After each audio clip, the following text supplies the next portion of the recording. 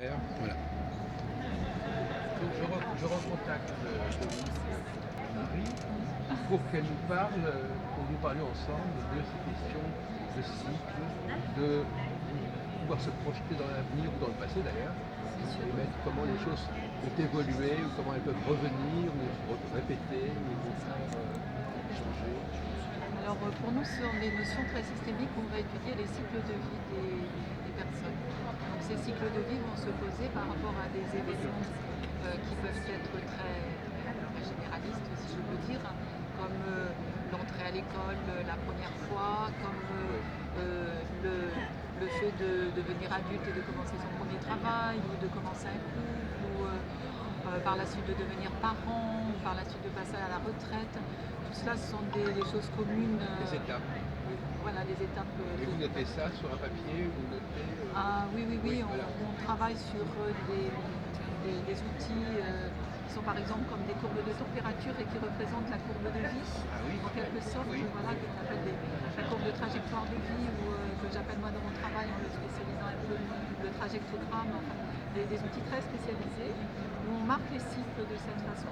Et puis ça, ce sont des cycles de tout le monde, mais ensuite on a des cycles très personnels, qui peut être par exemple un accident qui va bouleverser une existence.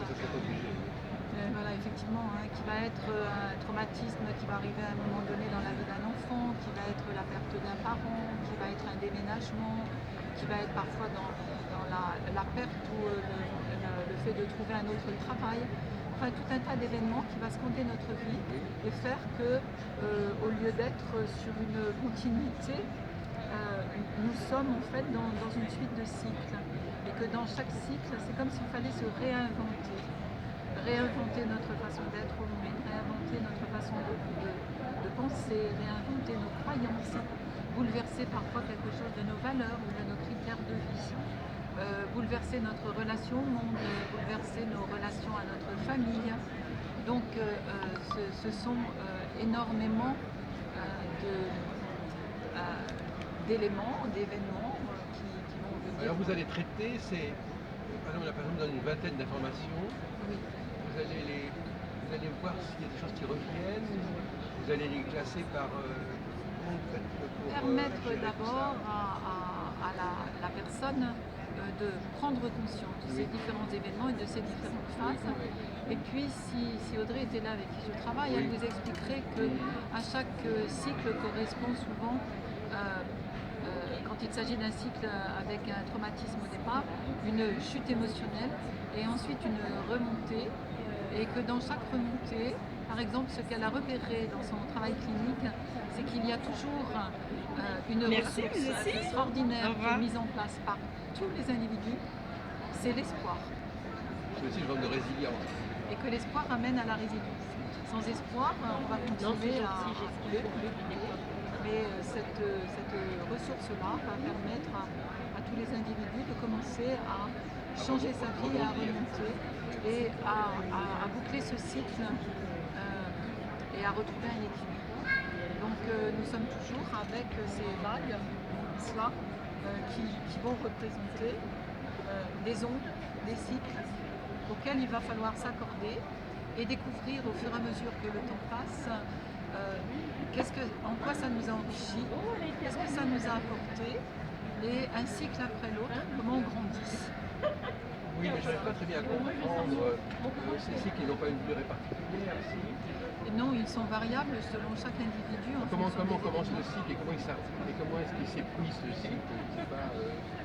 Le cycle commence avec un événement et finit par un autre événement. Ah oui, c'est ça, voilà. C'est ça. Donc là, on est... Oui. Alors les événements sont ponctués. Vous avez 5 ans, vous allez entrer à l'école. C'est un événement où on sait que tous les enfants de 5 ans... Voilà.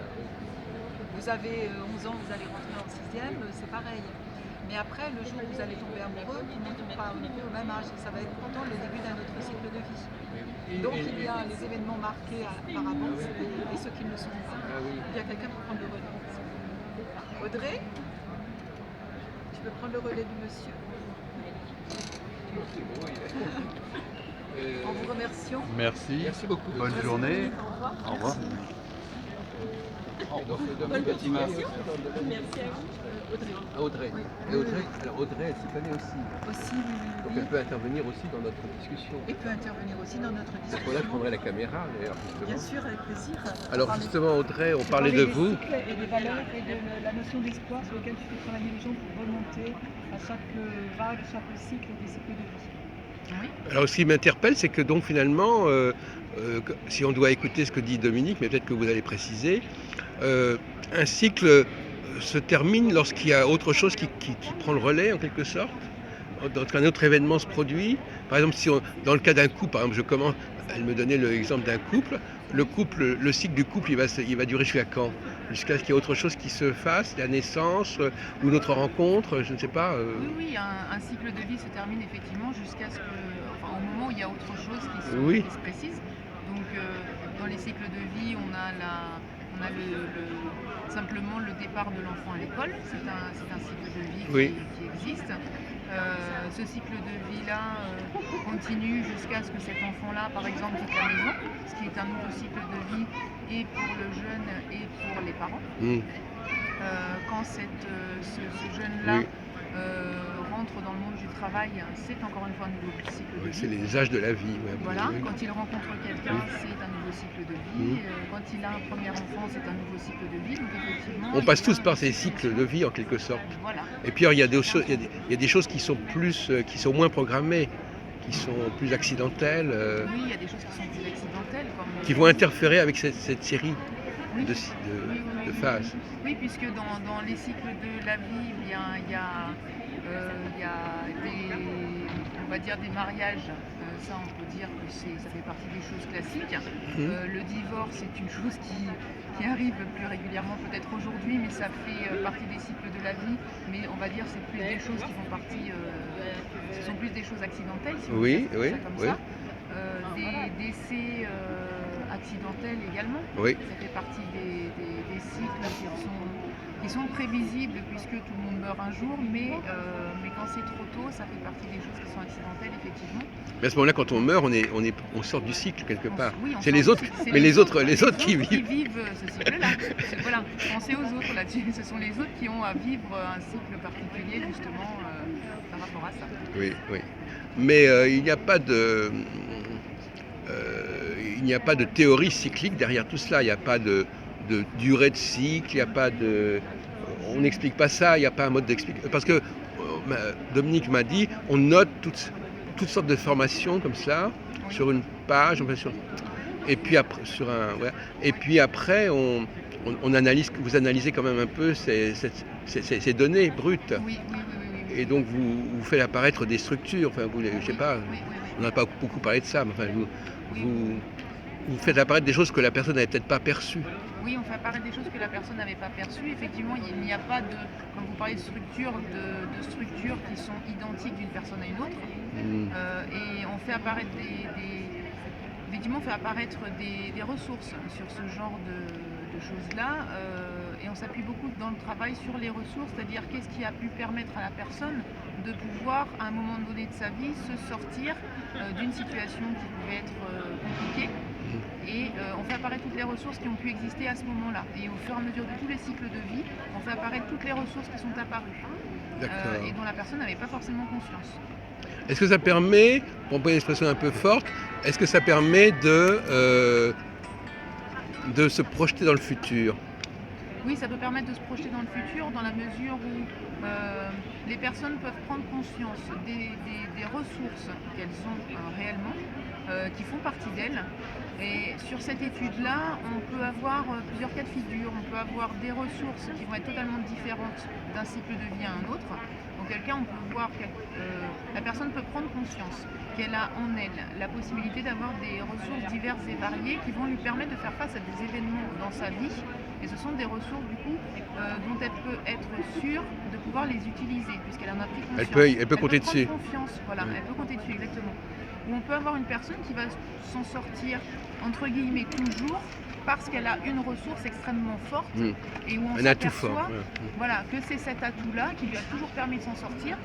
Et elle peut savoir effectivement à ce moment-là que c'est cette ressource-là, cet atout principal qui va lui permettre de prendre confiance encore une fois et de s'en sortir dans l'avenir. Donc elle ne le savait peut-être pas au départ. Au départ, elle ne le savait peut-être pas. Elle a vécu sa vie, peut-être subi quelque part Mhm. sans prendre conscience de ce qui pouvait la mobiliser.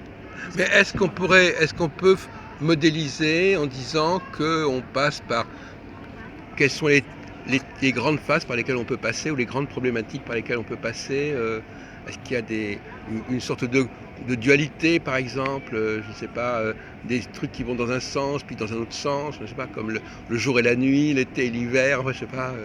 Ça dépend vraiment des personnes que l'on peut rencontrer. Il y a des gens qui vont effectivement avoir toujours les mêmes, pas toujours, mais très souvent les mêmes difficultés à certaines périodes de leur vie. Ça c'est sûr.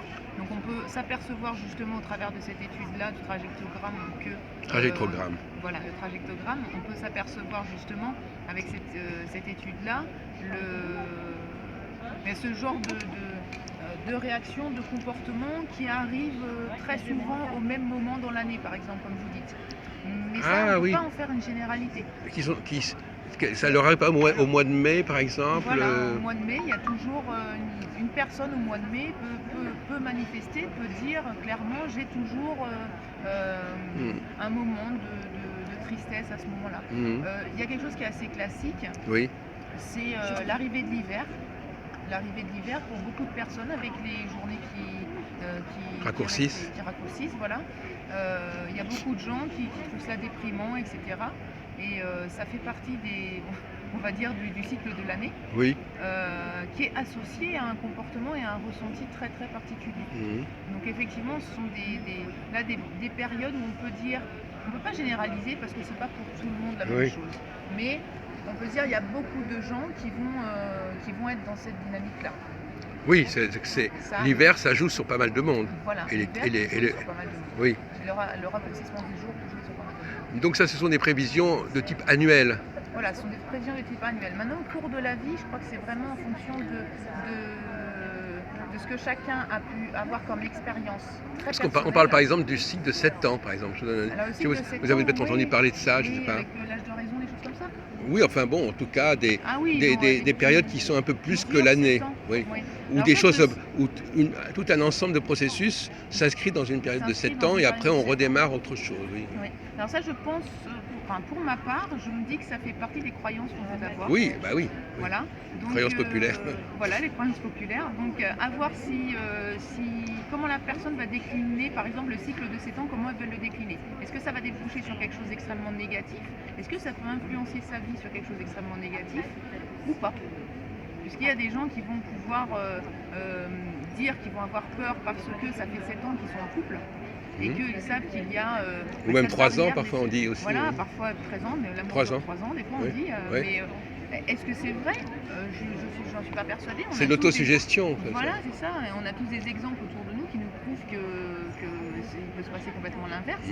Et que l'amour peut durer toute une vie, que le travail peut durer toute la vie.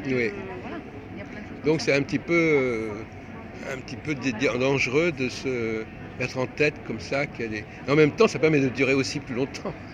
Si les gens se disent oui, parce qu'après tout on se dit ah ben non, il faut encore attendre parce qu'on n'est pas encore arrivé au temps prévu. Voilà, ça peut jouer dans les deux sens. Ça peut jouer dans les deux sens, voilà. À savoir qu'est-ce qu'on va faire de ça. Je pense que l'important c'est qu'est-ce qu'on fait de ce genre de croyance-là. Est-ce que c'est positif? Est-ce que c'est négatif? Et si c'est négatif, qu'est-ce qu'on fait de ça? Par exemple, vous avez déjà été confronté à des prévisions que, je sais pas, quelqu'un vous aurait faites, par exemple? Quelqu'un qui m'aurait fait des prévisions? Oui, ça s'est arrivé sur une dame qui m'a confié que de toute façon, son papa était décédé dès qu'il a été à la retraite à un petit peu plus de 60 ans, que sa maman est décédée d'une crise cardiaque à 60 ans aussi, et qu'effectivement, elle se disait qu'elle allait, que la fin de sa vie arrivait à ses 60 ans. Donc c'est une prévision, c'est une croyance qui s'est installée pour elle par rapport à ce que... Ça peut la travailler. Et ça peut la travailler beaucoup. Donc là, l'intérêt, effectivement, est de pouvoir travailler avec cette personne-là pour changer cette croyance-là. Oui, pour la déprogrammer un petit peu à ce niveau-là. C'est ça. Pour déprogrammer ces choses qui sont limitantes et reprogrammer quelque chose qui soit plus motivant et qui permet d'aller plus loin. Alors on va repasser à Dominique pour voir s'il y a des choses. En tout cas, c'était très intéressant. Mais vous avez. Je ne sais pas exactement ce que vous pouvez nous apporter de plus par rapport à la discussion, mais vous avez déterminé comme cela des phases dans la vie des gens. On parlait du cycle de 7 ans, ça ne vous a pas intéressé, le cycle de 7 ans, ou des durées particulières. Alors oui, il y a beaucoup de choses qui ont été écrites sur les cycles de 7 ans ou les cycles de 3 ans. Oui. Moi, je travaille beaucoup là-dessus, par exemple. Oui. Ça a été vérifié maintes et maintes fois, donc c'est quelque chose dont il faut prendre acte, c'est une réalité. Et puis tout en tenant compte du fait qu'on ne peut pas complètement généraliser sur tout, donc il y a des exceptions à la règle. Mais effectivement, les cycles de 7 ans sont connus. Et moi, je me dis souvent que le cycle des 7 ans, il commence par la première période de la vie, où à 7 ans, effectivement, l'enfant entre dans un autre fonctionnement. Et c'est comme si le premier cycle faisait ancrage pour la suite de sa vie. Oui. Donc effectivement, ça va être vérifié par la suite. Mais les accidents de vie font que les cycles naturels de 7 ans peuvent être complètement bouleversés. Et c'est à tenir compte. Donc à ce moment-là, est-ce que par exemple quelqu'un qui a recommencé un nouveau cycle de 7 ans et qui va avoir une perte de travail, va se retrouver au chômage, recommence un nouveau cycle de 7 ans à partir de cet instant, ou va continuer le cycle d'une façon différente, ça va être étudié en fonction de chaque personne. Mais par exemple, là, votre division de social en 3 groupes, Oui. Est-ce qu'on ne pourrait pas l'articuler sur la notion de cyclicité en disant qu'il y a des périodes qui favorisent plutôt tel groupe que tel autre, je ne sais pas. C'est une question que je me pose. Je n'ai pas encore de réponse. Oui. Mais, Parce que c'est ça qui est intéressant, c'est de l'agitatrice en moi voir est en comment train de- fonctionne. Bon, d'un côté, la société est organisée d'une certaine manière, Oui. mais elle peut aussi effectivement faire que cette organisation fasse sens au niveau cyclique. C'est-à-dire qu'il y a des périodes que tel groupe va d'abord être là, aux premières loges, et puis un autre groupe, et puis ils vont se succéder, ils vont alterner. Ce qui nous renvoie d'ailleurs à les questions de type politique, hein, la gauche, la droite, les élections, les changements de mandat, de période. Oui. Et même, j'allais un peu plus loin dans ma réflexion avec, au niveau des pays eux-mêmes, quels étaient les cycles qui pouvaient se poser. Oui. Au niveau des zones géographiques du monde, Ah quels bon? étaient les cycles qui pouvaient se Oui. poser. Mais pour l'instant, j'en suis au questionnement et je Oui. n'avancerai pas sur des réponses. Non, mais en tout cas, c'est logique qu'un découpage dans l'espace puisse Voilà. être répercuté dans le domaine du temps. Voilà. Et nous pouvons donc vivre sur le plan social, voire mondial, une période antenne, une période agitateur, Voilà. une période gardienne. Exactement. Et ça, c'est quelque chose qui est en train de cheminer dans ma tête pour trouver des réponses. Oui, tout découpage de l'espace social a des implications au niveau de l'organisation du temps historique, socio-historique. Totalement. Oui. C'est un vaste programme, n'est-ce pas? Ben oui, d'ailleurs, je ne sais pas s'il y a beaucoup de gens qui travaillent dans ce domaine-là, effectivement, de la périodicité. Mais c'est vrai qu'on ne peut pas en rester simplement au schéma saisonnier ou au schéma quotidien du jour et la nuit. C'est un petit peu limité. Bien sûr. Là, Donc, il faut se tourner vers des sociologues et je rêve que mon modèle s'évade vers la sociologie. Oui, ben on sent qu'il est potentiel dans ce sens-là. Effectivement, la science politique a besoin de ce type de contribution. Et vous montrer, c'est aussi ce qu'on peut appeler la sociobiologie. C'est-à-dire de montrer qu'il y a des structures sociales qui sont vraiment inhérentes à notre hérédité, à notre génétique. C'est pas simplement une construction culturelle. Ça pose le problème de rapport entre nature et culture. Qu'est-ce qui est de l'ordre... voilà. On met beaucoup trop de choses sur le domaine de la culture, alors qu'il y a des choses qui sont aussi naturelles, ce qui fait que finalement, les structures extérieures sont moins importantes que les structures intérieures. On a fait des expériences comme ça, c'est-à-dire que si on a besoin de cyclicité, c'est pas parce qu'on a organisé des élections, c'est parce que ça correspond vraiment à un besoin de la société. Il faudrait quand même ne pas tout le temps voir les choses en termes juridiques, techniques, mais il y a aussi une technicité intérieure, une technologie intérieure qui... Avec une programmation intérieure. Oui. Aussi à ce niveau-là. Voilà, oui. Donc il faut tenir compte et oui, là aussi c'est vraiment un vaste programme. Mais je crois qu'il y a un déficit de ce côté-là, oui, il y a un déficit. Même dans le domaine de la science politique, on s'aperçoit par exemple que ces élections qu'on organise, elles ne sont pas fondées sur des choses très solides. Et donc on projette, on découpe le temps de manière arbitraire, en disant voilà, à telle année on fait une élection, et ça va durer 4 ans, pourquoi 4 ans, pourquoi pas 7 ans On joue un peu, on bricole un peu le temps, parce qu'au fond on est complètement à l'aveuglette. On n'a pas encore tout expliqué, mais je suis convaincue qu'un jour, oui, il y a on beaucoup. saura pourquoi on pose ce timing-là, en fait. Ben oui, mais ce sont des questions qu'on se pose quand même depuis très longtemps. Hein, Peut-être faut-il que l'homme soit encore plus sage pour arriver à trouver des réponses. De toute façon, on pourrait répondre que de toute manière, cette structure, elle existe et elle s'impose. Qu'on en soit conscient ou pas, elle est là. Donc de toute manière, c'est pas si grave que ça de ne pas être conscient de quelque chose. De toute façon, ça existe. Oui, parce que ça existe. Donc si ça existe, bon, ça existe. Si ça existe, Mais ça a du sens. on dit que ça existe. Oui, mais alors c'est un problème, ça existe, mais on ne sait pas pourquoi ça existe. Donc c'est quand même on aurait tendance à être dans le déni. On dit oui, mais ça existe, mais c'est comme ce que vous disiez tout à l'heure. Vous disiez oui, mais si les gens y croient, mais peut-être que ce ne sont peut-être que des croyances finalement. Donc on se dit oui, alors parce que comme disait Audrey, finalement. C'est un jeu dangereux parce que quand on commence à dire que les choses doivent avoir une certaine durée, est-ce qu'on n'est pas en train de se mettre ça dans la tête Donc il faut arriver à vivre avec cette conscience du temps, sans que cette conscience du temps vienne interférer avec le processus. Voilà, c'est comme si on disait, si je reprends le modèle antenne agitateur gardien, au final effectivement on parle de 7 ans, c'est l'âge de raison. Mais si on sait très bien que nous, les enfants, naissent en étant des antennes. Et quand l'âge... Les antennes au sens du langage que vous utilisez. Au sens du langage qu'on utilise, voilà, des antennes dans le fonctionnement. Fonctionnement d'antenne dans la typologie antenne agitateur gardien. Voilà, oui. Et on sait que les enfants naissent en tête. Et on sait que vers l'âge de raison, entre guillemets, ils peuvent très bien devenir des agitateurs ou devenir des gardiens. Peut-être à ce moment-là, sachant que 7 ans, ça peut être à 6 ans, ça peut être à 8 ans, 9 ans, 10 ans. Mais est-ce que si on se dit, on est sur un cycle de 7 ans et du coup à 7 ans, on a 3 possibilités, soit on devient antenne, soit on devient agitateur, soit on devient gardien. Si on se rigidifie en ce sens-là, qu'est-ce que ça va donner? Alors qu'on sait que les enfants naissent des antennes restent à prédominante antenne en fait jusqu'à un moment donné, et qu'à l'âge de raison en fait c'est simplement qu'ils ont développé le côté agitateur, développé le côté gardien en parallèle, et ce depuis peut-être l'école. L'école, dans le système scolaire tel qu'il est fondé aujourd'hui, mais dès la maternelle, on permet aux enfants de manipuler, de passer par l'action et le faire pour pouvoir apprendre des choses. Et on bouscule les rythmes, etc. Et du coup, on se rend bien compte que dès le moment où l'enfant entre à l'école, il est mobilisé, son côté agitateur, son côté gardien. Donc, même s'il y a des cycles, on sait que malgré ces cycles-là, ce temps qui passe, il y a beaucoup de choses qui se passent au niveau de l'être humain, du développement, etc. Mais les changements ne se font pas du jour au lendemain, c'est un réel développement qui... Et puis il y a aussi des cycles collectifs. Hein.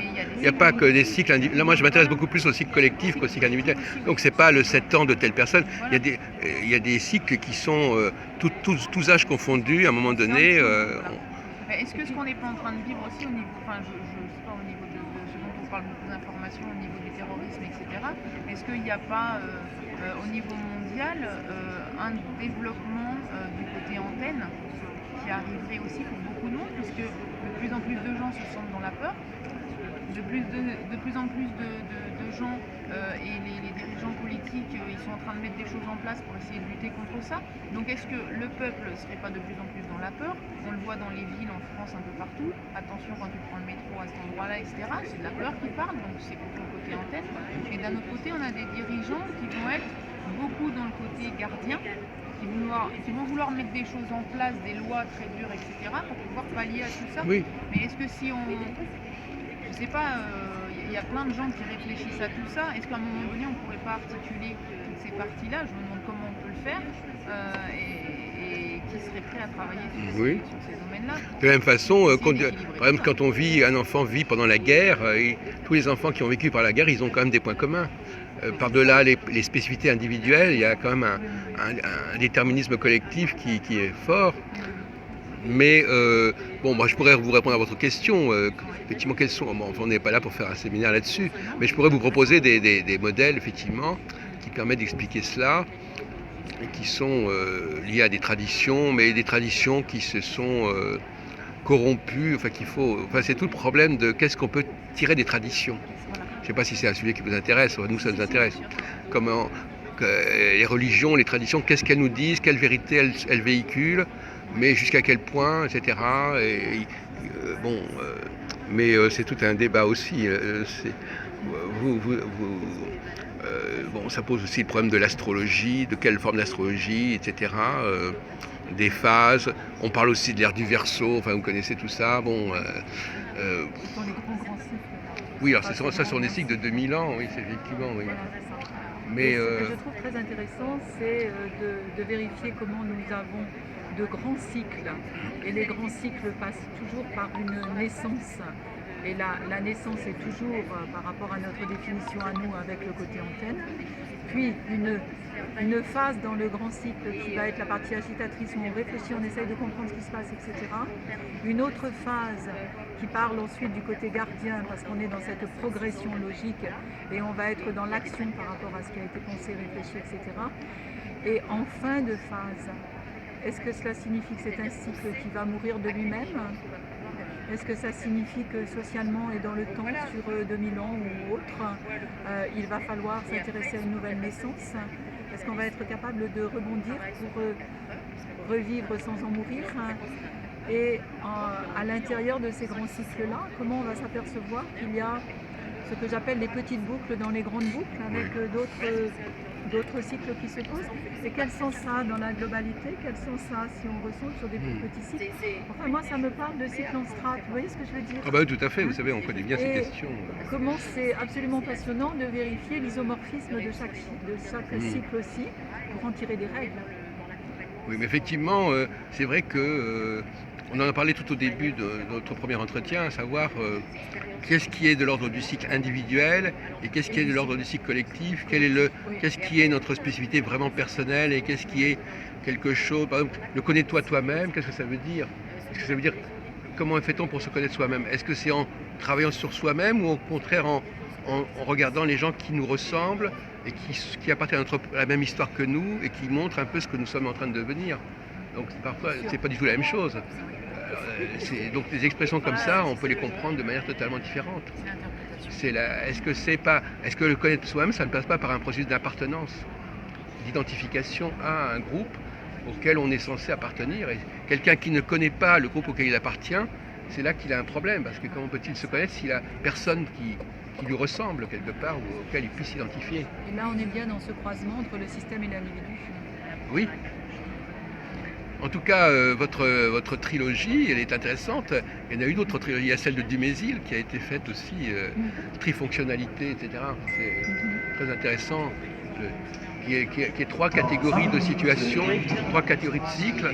Donc je crois que votre exposé va intéresser pas mal de monde, surtout dans le domaine justement de. Là, une sorte de. C'est un peu. On est dans l'interdisciplinarité, là, oui. C'est ça. C'est-à-dire entre ceux qui travaillent sur les cycles cosmiques et puis ceux qui travaillent sur le terrain, et puis voir comment on peut relier les deux. Et dans les deux cas, il y a un manque. C'est-à-dire que ceux qui sont en bas ne réfléchissent pas à ce qui se passe en haut, et ce qui se passe en haut ne réfléchissent pas comment on peut l'observer en bas. Et donc ils sont tous dans leur petit jargon particulier et ils n'arrivent pas à se connecter. Il faudrait créer une sorte de structure de colloque entre tous les gens qui travaillent sur le temps, psychologie et temps, le temps psychologique. Et c'est peut-être là qu'il y a un travail à faire organisationnel. Bon, mais merci beaucoup. C'est moi qui vous remercie.